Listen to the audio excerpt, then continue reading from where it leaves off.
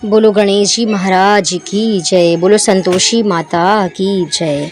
भक्त बंधुओं और बहनों, आज एक ऐसी पवित्र वार्ता चरित्र रूप में सुना रहे हैं जिसके श्रद्धा भक्ति पूर्वक करने व सुनने से सदग्रस्त प्राणियों से युक्त ग्रह में हर प्रकार का सुख और संतोष आता है। वह देवी अनेक रूप वाली बनकर संसार में व्याप्त हो रही हैं। सांसारिक बातों को खोजने वाले लोगों ने अनेक स्थानों पर इस देवी का प्रभाव देखा है। लाखों भक्त इस घट घट व्यापी महान शक्ति को भक्ति पूर्वक धारण कर रहकर हर प्रकार से सुखी बन चुके हैं। इस परम महान अलौकिक देवी शक्ति का नाम सच्ची श्रद्धा एवं अंतःकरण का निष्कर्ष स्वाभाविक प्रेम है। जंगल के समस्त पदार्थों पर राज करने वाली अलौकिक सत्ता का रूप अपने से नहीं देख सकेंगे, क्योंकि वह सर्वत्र व्याप्त होते हुए भी निराकार गोचर है।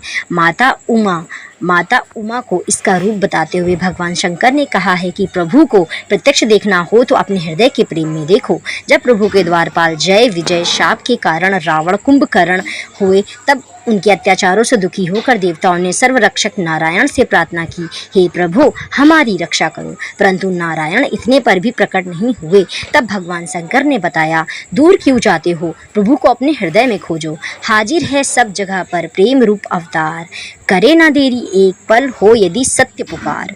प्रेमी के वश में बने मांगे सोई देत, बात न टाले भक्त का सच्चा परखे हित। धारणा को सच्ची मानकर रखो, प्रेम का यह मूल मंत्र है। मन से यह बात कभी न टालें, भगवान प्रेम के वश में है और स्वामी हैं, हम सेवक हैं, सब काम उन्हीं के वश में है।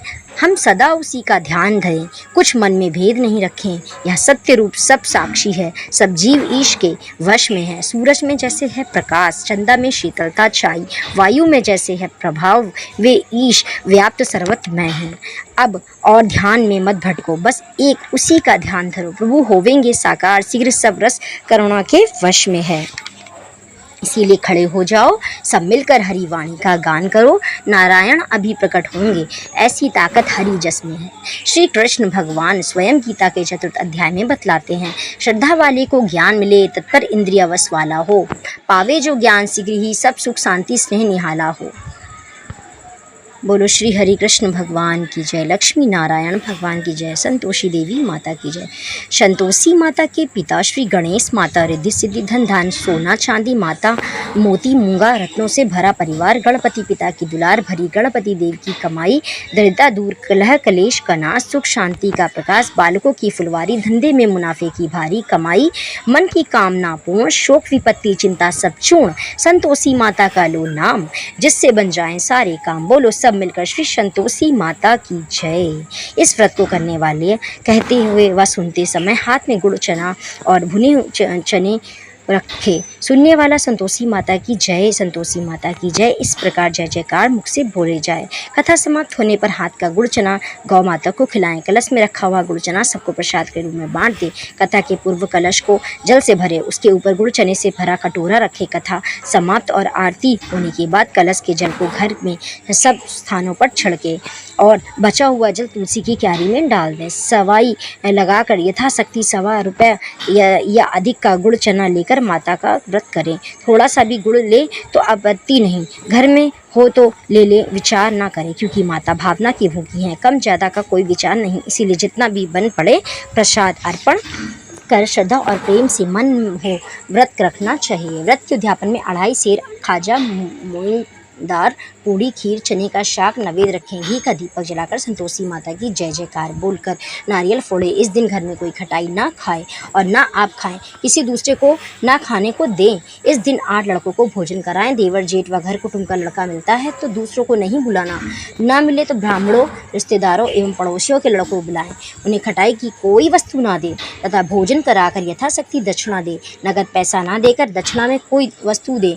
व्रत करने वाला कथा सुनने प्रसाद ले, एक समय भोजन करे। इस प्रकार माता अत्यंत प्रसन्न होंगी और दुख दरिद्रता दूर होकर मनोकामना पूर्ण होगी। बोलो संतोषी देवी माता की जय।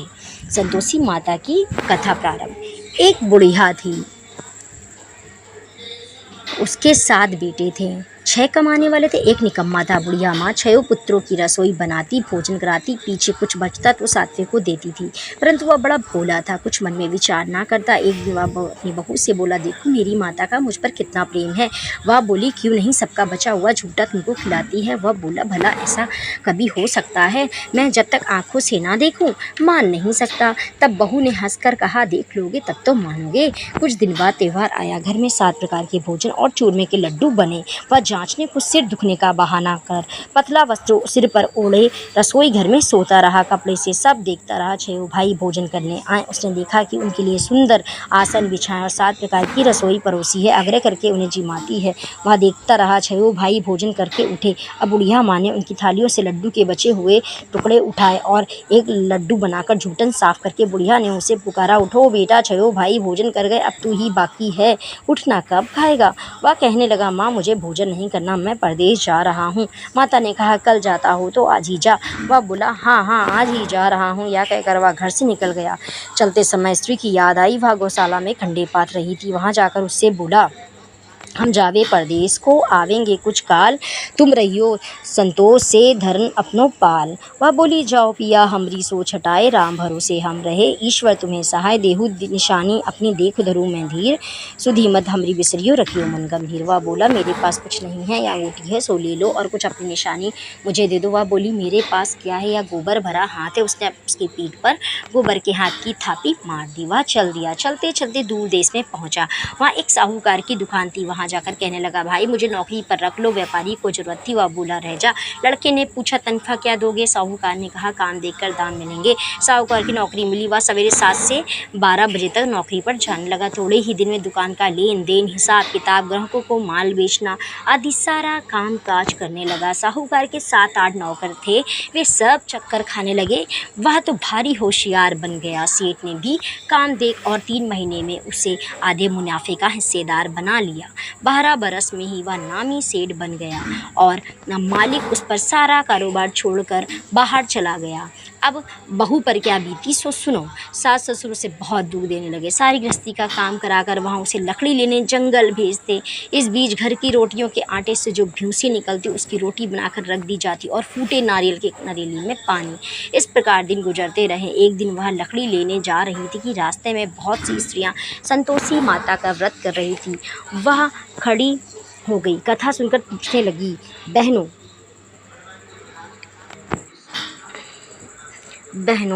क्या आप किसका व्रत करती हो? यह रास्ते में बहुत सी स्त्रियाँ संतोषी माता का व्रत कर रही थी। वह वहाँ खड़ी हो गई। कथा सुनकर पूछने लगी, बहनों यह तुम किस देवी का व्रत करती हो और इसके करने से क्या फल होता है? इस व्रत करने की क्या विधि है? यदि तुम अपने व्रत का विधान मुझे समझा कर कहोगी तो मैं तुम्हारा बड़ा उपकार मानूंगी। तब वह स्त्री बोली, यह संतोषी माता का व्रत है। इसके करने से निर्धनता दरिद्रता का नाश होता है, लक्ष्मी आती है, मन से चिंताओं का भार दूर होता है, भविष्य में सुख आने की संभावना से मन को प्रसन्नता और शांति मिलती है।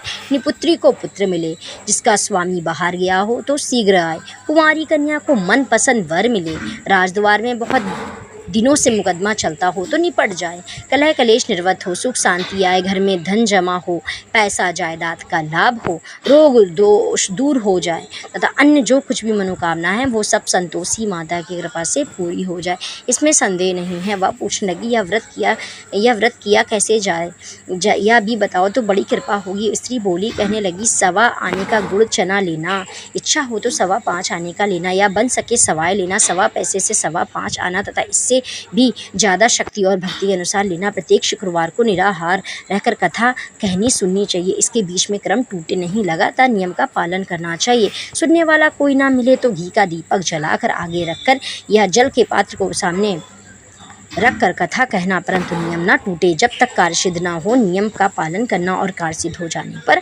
व्रत का उद्यापन करना। 3 मास में माता फल पूरा करती हैं। इसमें यदि किसी के ग्रह खोटे हो तो भी 3 बरस में अवश्य कार्य की सिद्धि करती हैं। फल की सिद्धि होने पर ही उद्यापन करना चाहिए, बीच में नहीं। उद्यापन में 2.5 सेर आटे का खाजा तथा इसी प्रमाण से खीर तथा चने का शाक करना, 8 लड़कों को इसमें भोजन कराना। जहाँ तक मिले देवर जेठ भाई बंधु कुटुंब के लड़के लेना, ना मिले तो रिश्तेदारों और पड़ोसियों के लड़के बुलाना, उन्हें भोजन कराना तथा यथाशक्ति दक्षिणा देकर माता का नियम पूरा करना। उस दिन घर में कोई खटाई ना खाए। यह सब सुनकर बुढ़िया के लड़कों की बहू चल दी। रास्ते में लकड़ी के बोझ को बेच दिया और उन पैसों से गुड़ चना लेकर माता के व्रत की तैयारी की। आगे चली, सामने मंदिर है, यह सुन माता के मंदिर में जा माता के चरणों में लौटने लगी। दीनहीन हो विनती करने लगी, हे माँ, मैं निपट अज्ञानी हूँ, व्रत के नियम मैं कुछ नहीं जानती, बहुत दुखी हूँ। हे माता जगत जननी, मेरा दुख दूर कर, मैं तेरी शरण में आई हूँ। माता को दया आई। एक शुक्रवार बीता कि दूसरे शुक्रवार को उसके पति का पत्र और तीसरे को उसका भेजा हुआ पैसा आ पहुँचा। यह देख जेठ जेठानियाँ मुँह सुकोड़ने लगे, इतने दिनों में इतना पैसा आया, क्या बढ़ाई है। लड़के ताने देने लगे, काकी के पास तो अब पत्र आने लगे हैं, रुपया आने लगे हैं, अब तो काकी की खातिर बढ़ेगी, अब तो काकी बुलाने से नहीं बोलेगी। बेचारी सरलता से कहती, भैया कागज आए रुपया आए तो हम सब के लिए अच्छा ही है। ऐसा कहकर आंखों में आंसू भर संतोषी माता के मंदिर में आ मातेश्वरी के चरणों में गिर रोने लगी। हे माँ, तुमसे पैसा कम मांगा है, मुझे पैसे से क्या काम है, मुझे तो अपने सुहाग से काम है। माँ, मैं तो अपने स्वामी का दर्शन और सेवा मांगती हूँ। तब माता जी ने प्रसन्न होकर कहा, जा बेटी, तेरा स्वामी आएगा। यह सुनकर खुशी से बावली हो घर जा काम करने लगी। अब तो संतोषी माता विचारने लगी, इस भोली पुत्री को कह तो दिया है कि तेरा पति आएगा, पर आएगा कहाँ से, वह तो इसे स्वप्न में भी याद नहीं करता, उसे याद दिलाने को मुझे जाना पड़ेगा। इस तरह माता जी बुढ़िया के बेटे को सपने में प्रकट हो कहने लगी, साहूकर के बेटे सो रहा है, सो रहा है या जागता है। वह कहता है, माता सोता भी नहीं हूँ, जागता भी नहीं हूँ, बीच में ही हूँ। जब उसने माँ से कहा कि माँ मैं सोता भी नहीं हूँ, जागता भी नहीं हूँ, बीच में ही हूँ, आज्ञा दो। माँ कहने लगी, तेरा घर बार कुछ है या नहीं। वह बोला, मेरा सब कुछ है, माता पिता माँ बाप भाई बहन और बहू, क्या कमी है। माँ बोली, भोले पुत्र, तेरी घरवाली घोर कष्ट उठा रही है, तेरे माँ बाप उसे घोर कष्ट दे रहे हैं, वह तेरे लिए तरस रही है, तो उसकी सुध ले। वह बोला, हाँ माता जी, यह तो मुझे मालूम है, परंतु जाऊँ कैसे, परदेश की बात है, लेन देन का कोई हिसाब नहीं, जाने का कोई रास्ता नजर नहीं आता, कैसे चला जाऊँ। माँ कहने लगी, मेरी बात मान, सवेरे नहा धोकर संतोषी माता का नाम ले, घी का दीपक जला, धनवत कर दुकान पर जा बैठ, देखते देखते तेरा लेन देन चुक जाएगा, जमा का माल बिक जाएगा, सांझ होते होते धन का भारी सा ढेर लग जाएगा। दूसरे दिन वह बहुत सवेरे जल्दी उठ भाई बंधुओं से अपने सपने की बात कहता है। वे सब उसकी बातें अनसुनी कर उसकी हंसी उड़ाने लगे, कहीं सपने भी सच होते हैं। एक बूढ़ा बोला, देख भाई, मेरी बात मान, इस तरह सच झूठ करने के बदले देवी ने जैसा कहा है वैसा ही करना, में तेरा क्या जाता है। अब वह बूढ़े की बात मान स्नान आदि से निर्वत होकर संतोषी माता को दंडवत कर घी का दीपक जला काम पर जा बैठा। थोड़ी देर में क्या देखता है कि देने वाले रुपया लेने लगे, खरीदारी कोठे में भर सामानों के नगद दाम दे सौदा करने लगे। शाम तक धन का ढेर लग गया। तब वह मन में माता का नाम ले चमत्कार देख प्रसन्न हो घर जाने के वास्ते गहना कपड़ा आदि सामान खरीदने लगा। वहाँ के काम से निपट वह तुरंत घर को रवाना हुआ। वहाँ बहू बेचारी जंगल में लकड़ी लेने जाती, लौटते वक्त माता जी के मंदिर पर विश्राम करती।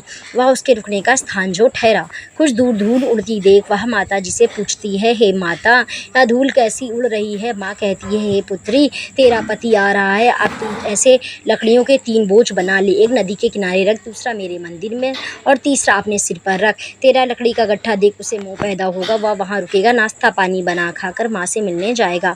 अब जब तू लकड़ियों का बोझ उठाकर आना और बीच आंगन में गट्ठा डालकर 3 आवाज़ जोर से लगाना, लो सासू जी लकड़ियों का गट्ठा, लो भूसे की रोटी दो, नारियल के खट्टे में पानी दो, आज कौन सा मेहमान आया है। वह बहुत अच्छा कहकर वह प्रसन्न हो मन हो लकड़ियों के 3 गट्ठे ले आई, एक नदी के किनारे और एक माता जी के मंदिर में रखा। इतने में ही वह मुसाफिर आ पहुंचा। लकड़ी के देख उसके इच्छा उत्पन्न हुई कि वह अपना सब यहीं पर मुकाम डाले और भोजन बना खा पी कर गाँव जाए।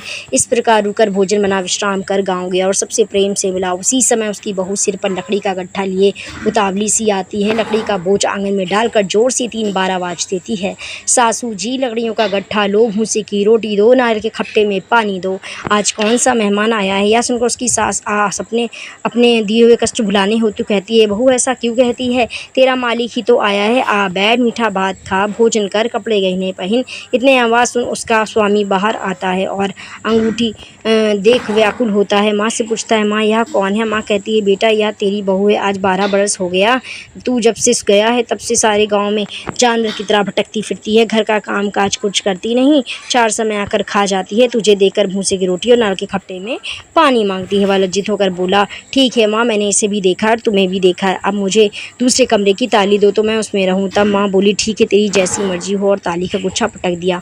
उसने ताली लेकर मकान में तीसरे मंजिल के ऊपर का कमरा खोलकर सारा सामान रखा। एक ही दिन में वहाँ राजमहल सा ठाट बाट बन गया। अभी क्या था, वह सुख भोगने लगे। इतने में अगला शुक्रवार आया। उसने अपने पति से कहा, मुझे संतोषी माता के व्रत का उद्यापन करना है। उसका पति बोला, बहुत अच्छा, खुशी से कर लो। वह तुरंत की उद्यापन की तैयारी करने लगी। जेठ के लड़कों को भोजन करने के लिए कहने के लड़कों ने मंजूर किया, परंतु पीछे जेठानी अपने बच्चों को सिखाती है, देखो रे, भोजन के समय सब लोग खटाई मांगना जिससे उसका उद्यापन पूरा ना हो। लड़के भोजन करने आए, खीर पेट भर खाया, परंतु बात याद आते ही कहने लगे, हमें कुछ खटाई दो, खीर खाना हमें नहीं भाता। देकर अरुचि पैदा होती है। वह कहने लगी, खटाई किसी को नहीं दी जाएगी, यह तो संतोषी माता का प्रसाद है। लड़के उठ खड़े हुए, बोले, पैसा लाओ। वह बेचारी कुछ जानती ना थी, उन्हें पैसे दे दिए। लड़की उसी समय हट करके मिलाकर खाने लगे। यह देखकर बहू पर संतोषी माता ने कोप किया। राजा के दूत लड़के के पति को पकड़कर ले गए। जेठ जेठानी मनमानी खोटे वचन कहने लगे, लूट लूट कर धन इकट्ठा कर लाया और राजा के दूत पकड़कर ले गए। अब सब मालूम पड़ जाएगा जब जेल की मार खाएगा। बहू से ऐसे वचन सहन नहीं हुए। वह रोती रोती माता जी के मंदिर में आ गई। बोली, हे माता, तुमने यहाँ क्या किया, हंसाकर अब क्यों रुलाने लगी। माता बोली, पुत्री, तूने उद्यापन करके मेरा व्रत भंग किया है, इतनी जल्दी सारी बातें भुला दी। वह कहने लगी, माता भूली तो नहीं हूँ, ना ही कुछ अपराध किया है, मुझे तो लड़के ने भुलावे में डाल दिया तो मैंने भूल से उन्हें पैसे दे दिए, मुझे क्षमा करो। वह बोली, कहीं ऐसी भूल होती है। वह बोली, अब भूल ना होगी माँ, अब बताओ कैसे आएंगे। माँ बोली, अब भूल मत करना। वह बोली, माँ मुझे क्षमा कर दो, मैं फिर तुम्हारा उद्यापन करूँगी। माँ बोली, जा पुत्री, तेरा पति तुझे रास्ते में ही आता मिलेगा। वह निकली, राम पति आता मिला। वह पूछती है, तुम कहाँ गए थे। वह कहने लगी, इतना धन जो कमाया है उसका कर राजा ने मांगा था, अदा करने गया था। बहु प्रसन्न हो बोली, भला हुआ, अब घर को चलो। दोनों घर को गए। कुछ दिन बाद ही फिर शुक्रवार आया। बहू बोली, मुझे माता का उद्यापन करना है। पति ने कहा, करो। वह फिर जेठ के लड़कों से भोजन करने के लिए कहने लग गई। जेठानी ने एक दो बातें सुनाई और लड़कों को सिखाने लगी, तुम सब लोग पहले ही खटाई मांगना। लड़के कहने लगे, हमें खीर खाना नहीं भाता है, जी भी करता है, कुछ खटाई खाने को दो। वह बोली, खटाई खाने को नहीं मिलेगी, आना हो तो आओ। जब वे नहीं आए तो ब्राह्मण के लड़कों को बुलाकर भोजन कराने लगी। यथाशक्ति दक्षिणा में एक एक फल उन्हें दे दिया। इससे संतोषी माता प्रसन्न हुई। माता की कृपा से ही 9वें मास में उसको चंद्रमा के समान सुंदर पुत्र प्राप्त हुआ। पुत्र को लेकर वह प्रतिदिन माता जी के मंदिर में जाने लगी। माँ ने सोचा कि यह बेचारी रोज आती, आज मैं ही क्यों ना इसके घर चलूँ, इसके ओसरा देखूं तो सही। यह विचार कर माता ने भयानक रूप बनाया और चने से सना मुख और ऊपर से सुन के समान होठ पर सुरमुखिया भिन्नाती रही। ऐसा रूप धारण कर उसके देहली पर पाँव रखा। देखते ही उसकी सास चिल्लाई, देखो रे, कौन चुड़ैल डाकिन चली आ रही है, लड़कों उसे भगाओ नहीं तो किसी को खा जाएगी। लड़के डरने लगे और चिल्लाकर खिड़की बंद करने लगे। बहू एक रोशनदान से देख रही थी। प्रसन्नता से बिहल चिल्लाने लगी, आज मेरी माता मेरे घर आई है। यह कहकर बच्चों को दूध पीने से हटाती है। इतने में उसके सास का क्रोध फूट पड़ता है। बोली, देखो इसको देखकर कैसी उतावली हो जाती, बच्चों को भी पटक दिया। इतने में माँ के प्रताप से जहाँ देखो वहाँ लड़के ही लड़के नजर आने लगे। वह बोला, माँ जिसका व्रत मैं करती हूँ ये वही संतोषी माता है। इतना कहकर शीघ्रता से घर के सारे किवाड़ खोल दिए। सबने माता के चरण पकड़ लिए और विनती कर कहने लगी, हे माता, हम मूर्ख हैं, अज्ञानी हैं, पापनी हैं, तुम्हारे व्रत की विधि हम नहीं जानती। तुम्हारा व्रत भंग करके हमने बहुत अपराध किया है। जगन माता, आप हमारा अपराध क्षमा करो। इस प्रकार संतोषी माता प्रसन्न ही। माता ने बहू को जैसा फल दिया वैसा माता सबको दे, जो पढ़े उसके मनोरथ पूर्ण हो। बोलो संतोषी माता की जय हो। बोलो संतोषी माता की जय।